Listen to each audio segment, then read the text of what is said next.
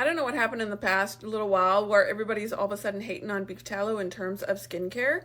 I've seen all these lists that say things I'm not getting behind, and that's beef tallow. I don't get it because it's one of my favorite beauty finds from this past year. Even there's a sub niche of hate in the beef tallow world, which is you don't want to that you shouldn't use whipped beef tallow. And I don't know what that's about either. And people come on here and say scientific things and you're just paying for air and you're doing this and you're doing that.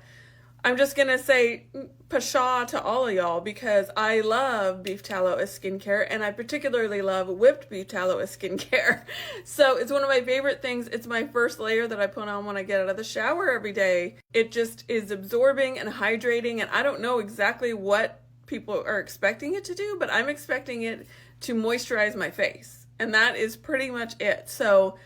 And it does a really good job, and it doesn't irritate my skin, and it doesn't irritate my eye. Whipped formula is just better for me in terms of my skincare. I love actual regular consistency beef tallow, but I find that it's more like a salve, and that's better for like really dry skin in the wintertime and things like that. But for my face, it's too heavy, it's too dense, and that's why I like whipped ones better.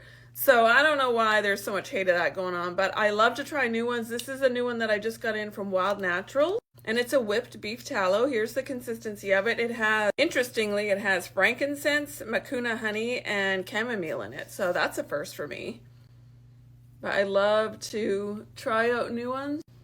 This is a little bit more of a thicker formula as a whip. Very hydrated. It's got a very natural scent. It's got like hints of honey. I can smell that. Almost like the faintest hint of leather kind of scent. But it's very, very hydrating on my skin. I just did that little bit thinking that it was just going to be for one side of my face. But no, that was more than enough for my entire face. So a little goes a long way when you use beef tallow, which is another thing I love about it. It's not that expensive to begin with, and it really lasts a long time. This one from Wild Naturals is a really nice one. Very, very hydrating.